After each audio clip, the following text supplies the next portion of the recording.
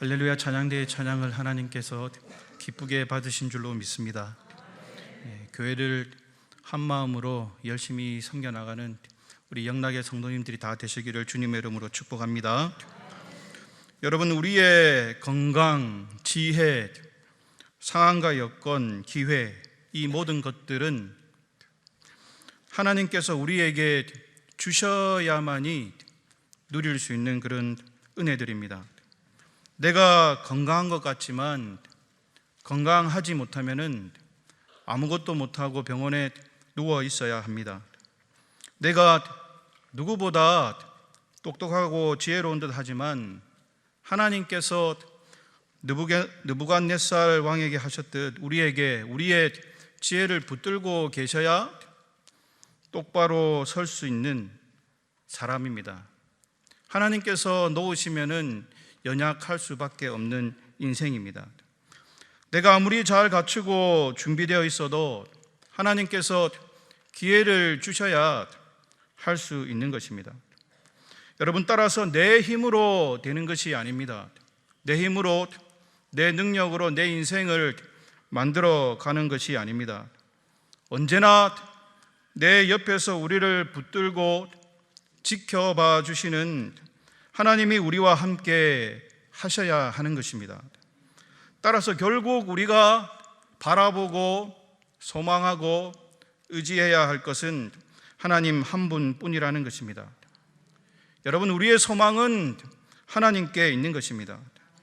사람이 우리의 소망이 될 수 없고 세상이 우리의 소망이 될 수 없습니다. 소망은 하나님께 있는 것입니다. 따라서 언제나 우리가 사람을 바라보지 말고 사람을 의지하지 말고 상황을 바라보지 말고 상황에 흔들리지 말고 하나님을 바라보고 하나님을 의지해야 한다는 것입니다.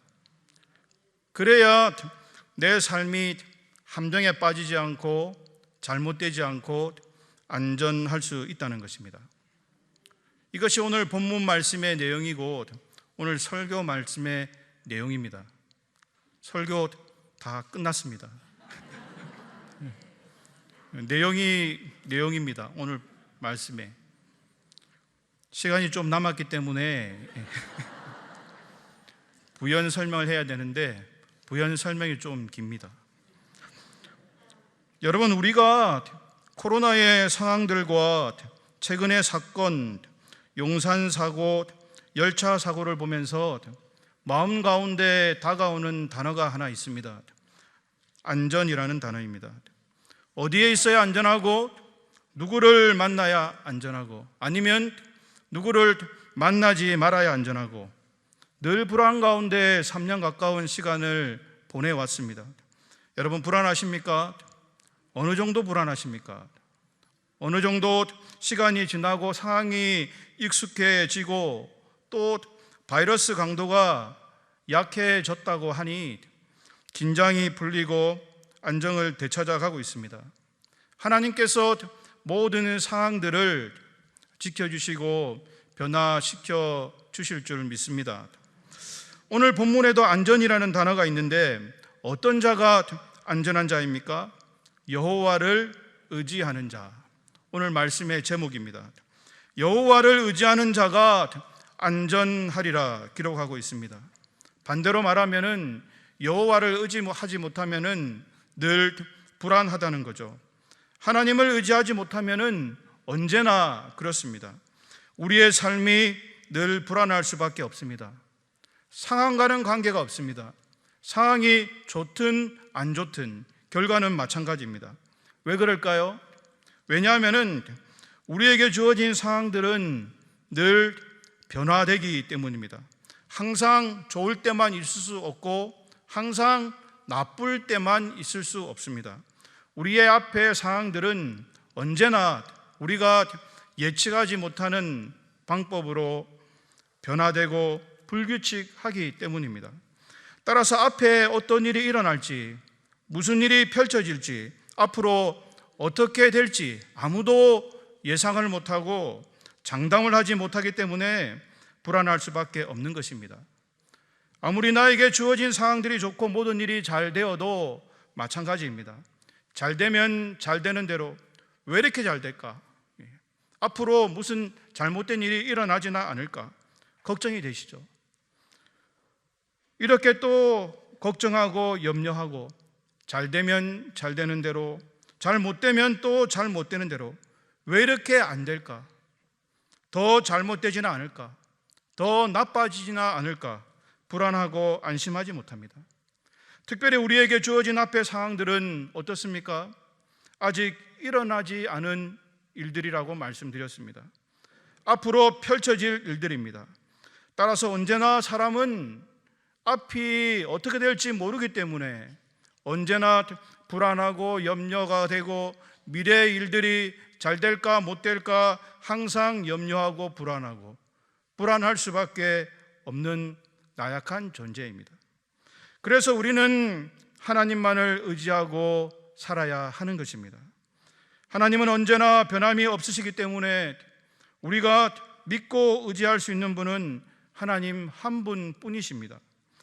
좋으신 하나님, 선하신 하나님, 우리에게 언제나 만족함을 주시고 우리의 삶을 마침내 선한 길로 인도하시는 그 하나님을 우리가 의지할 때 우리의 인생은 안전할 수 있다는 것입니다. 그래서 상황이 중요하지 않습니다. 비록 상황이 어려워지고 힘들어져도 하나님을 의지하면 마침내 모든 상황들이 합력해서 선을 이루실 것이라는 사실을 믿고 알기 때문에 고난 가운데도 힘든 가운데도 안전할 수 있다는 것입니다. 오늘 본문에서는 사람을 두려워하면 올무에 걸리게 되거니와 여호와를 의지하는 자는 안전할 것이라 말씀합니다. 믿으십니까? 예, 믿습니다. 그런데 많은 사람들이 반대로 합니다. 하나님을 두려워하고 하나님을 의지하고 하나님을 두려워하는 것이 아니라 사람을 의식하고 사람을 두려워합니다. 사람의 눈치를 봅니다. 그래서 올무와 함정에 빠지게 되는 것이죠. 이스라엘의 초대왕 사울은 하나님을 두려워하기보다는 사람을 두려워했습니다. 사울은 천천히요, 다윗은 만만히로다. 백성들의 마음이 다윗에게 쏠리자 사울은 자신의 왕위를 빼앗길까 봐 두려웠습니다.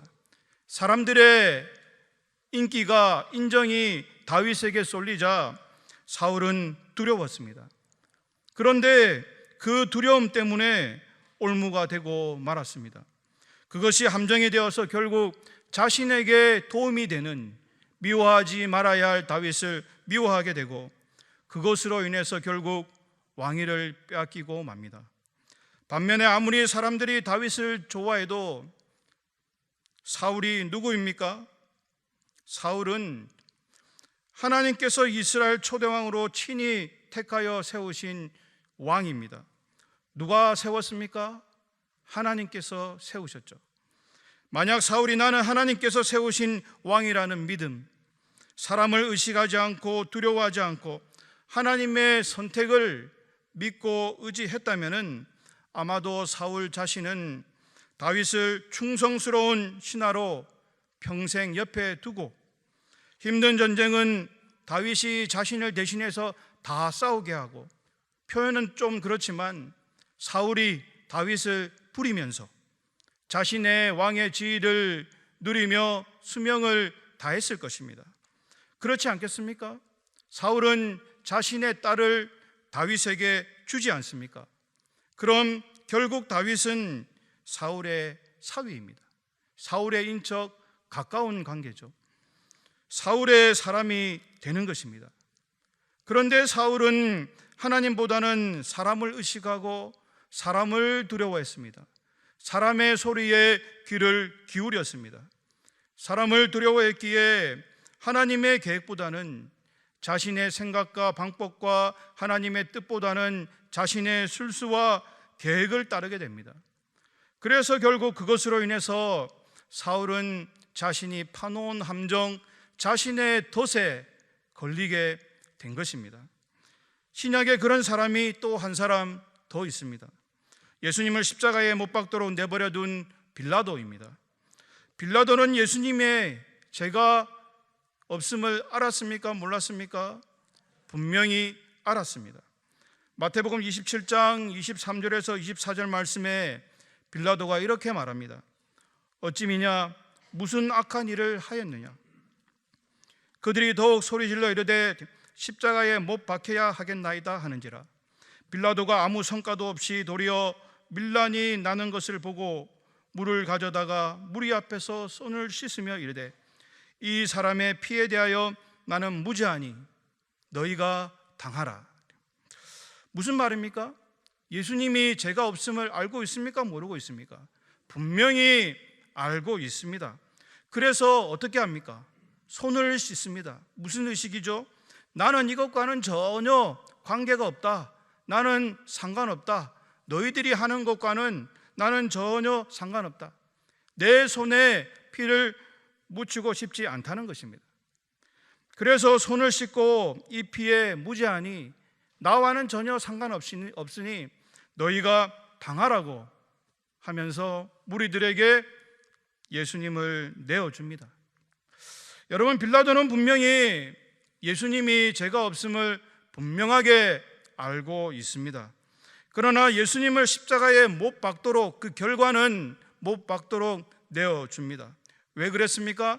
밀란이 날까 두려웠습니다. 결국 대중의 눈치, 사람의 눈치를 보고 있는 것입니다. 군중의 눈치를 봅니다.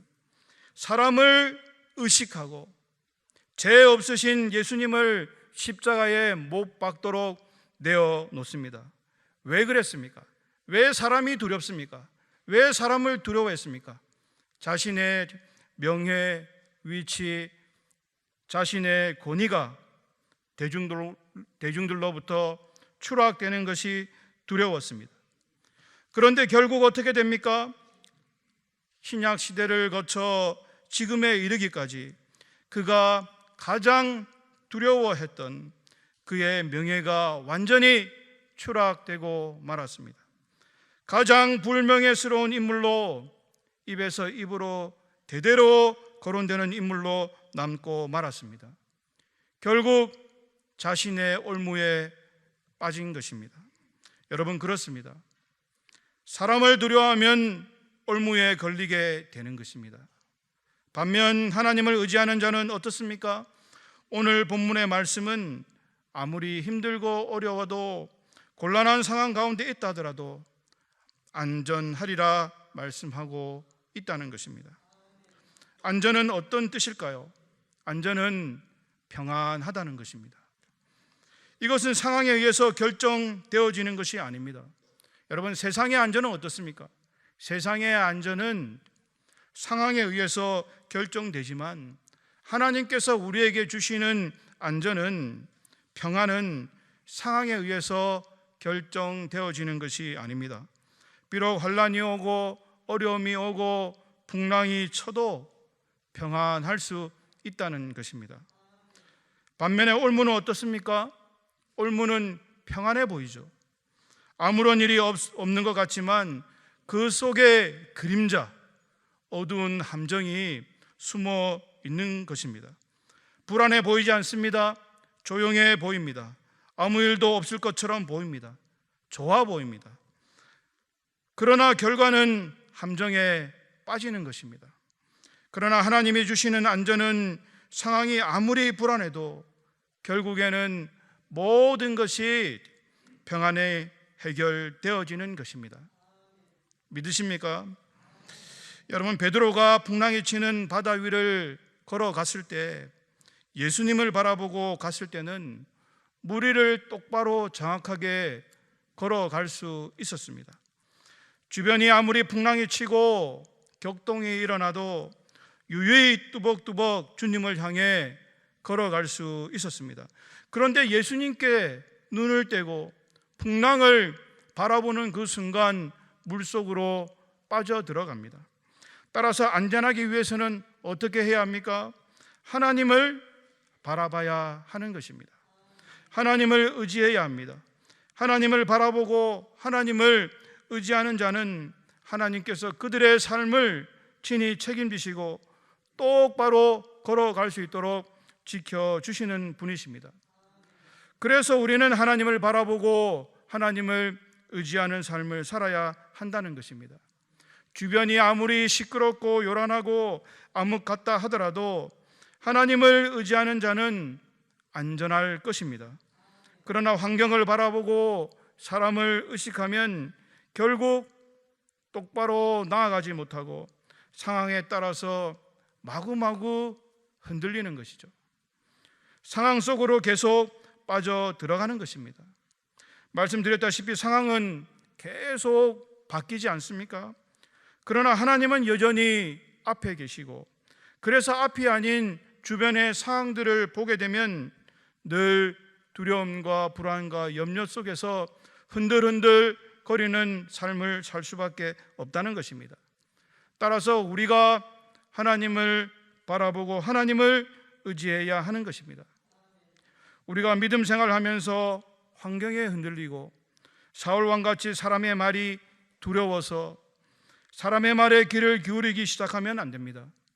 하나님의 말씀에 비추어 하나님의 음성을 듣고 담대히 앞으로 나가야 합니다.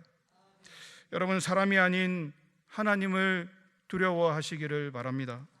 사람의 말을 의식하기보다는 하나님의 말씀을 의식하시기 바랍니다. 두려워한다는 것이 무슨 의미일까요? 의식하는 것입니다. 사울이 무리 군중의 눈치를 보듯이 눈치를 보는 것이죠. 사람을 의식하기보다는 하나님을 의식하는 것입니다. 사람의 뜻과 생각보다는 하나님의 뜻과 말씀을 먼저 살피는 것입니다. 하나님의 계획과 뜻을 먼저 생각한다는 것입니다. 비록 사람의 계획과 뜻이 더 좋아 보이고 더 편해 보이고 더 수월해 보이고 더 안전해 보이고 옳아 보여도 하나님은 어떻게 보실까? 하나님의 말씀을 의식하면서 하나님의 말씀을 살피면서 하나님의 말씀이 우리에게 어떻게 가르치고 있는가? 하나님의 뜻을 먼저 생각하는 것입니다.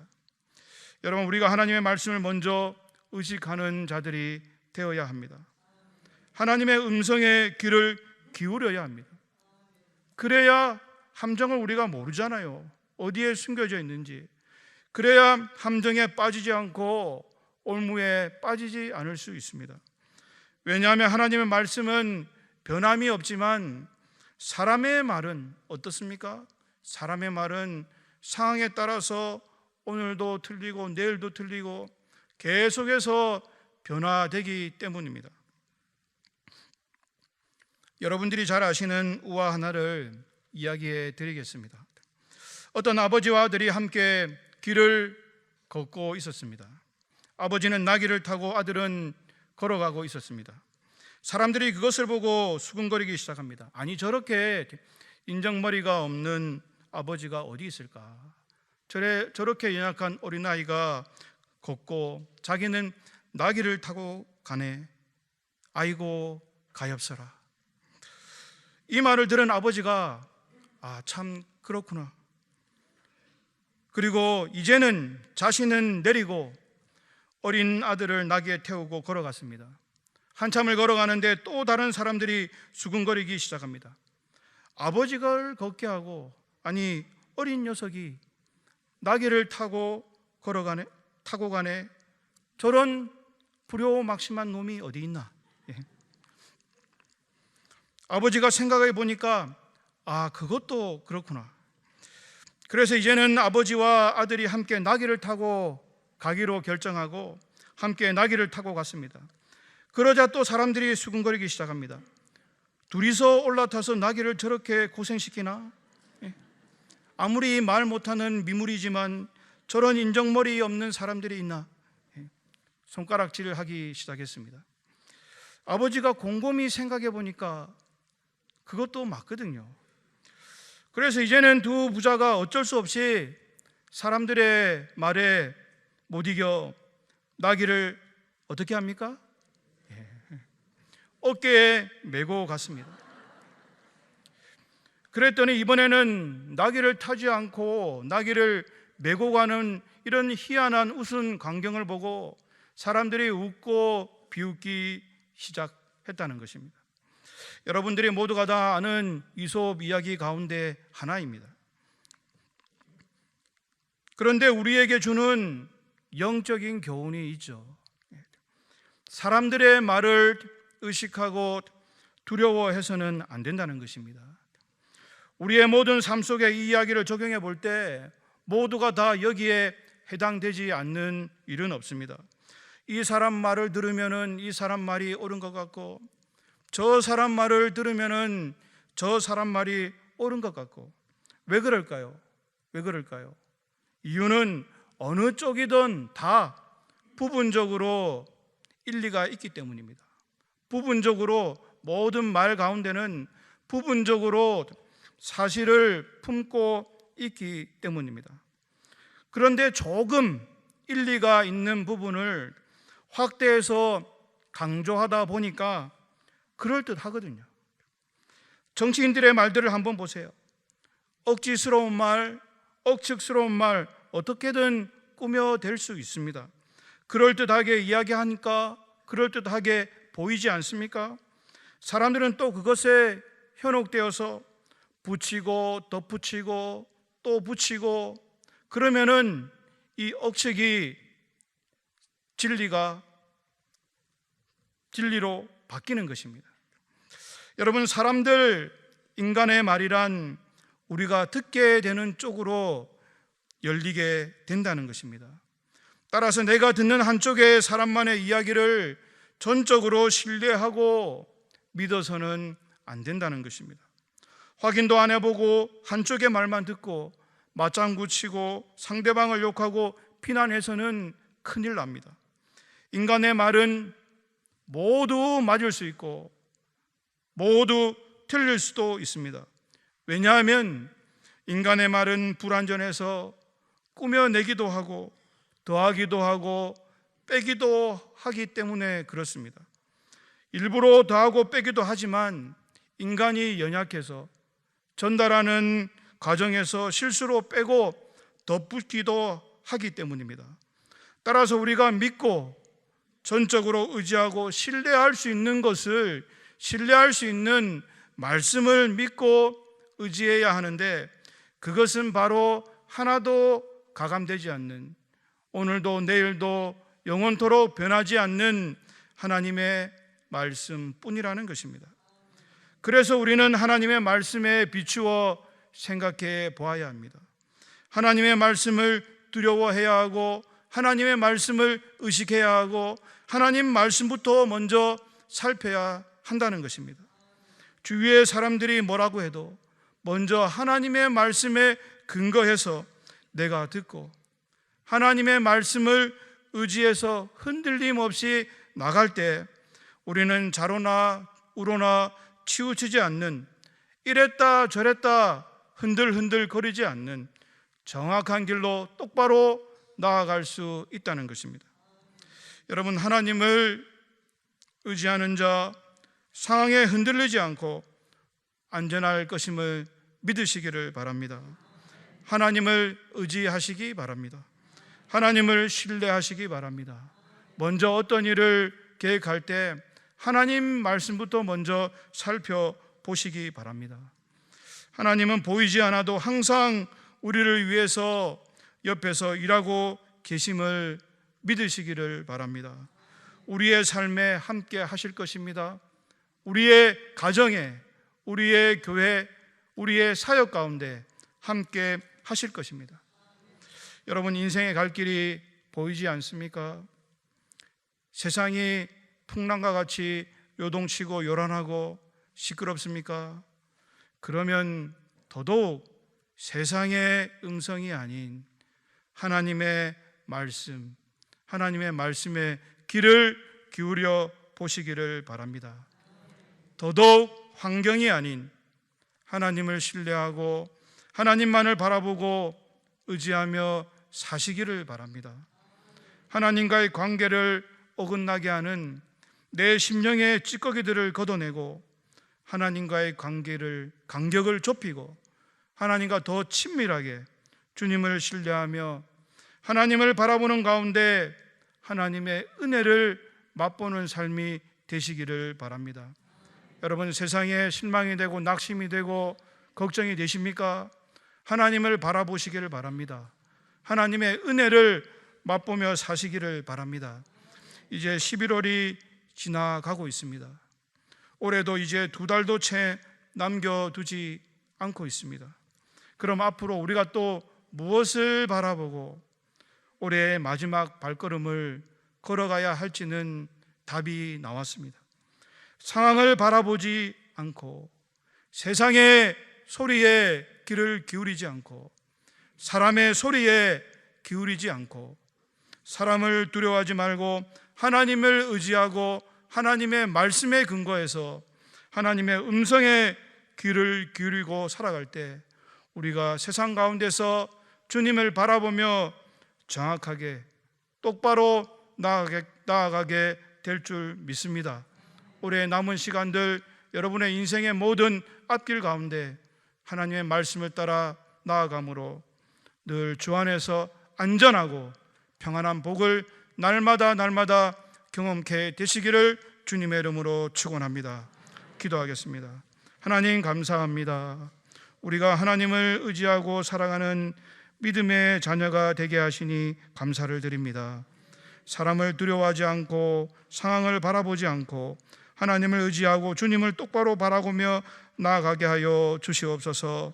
어떤 고난과 환난의 상황 가운데서도 주님을 의지하며 하나님의 말씀을 따라 모든 것을 주님께 맡기고 순종함으로 나아가 늘 평안하고 안전한 삶 살게 하여 주시옵소서. 감사드리며 거룩하신 예수님 이름으로 기도드리옵나이다. 아멘.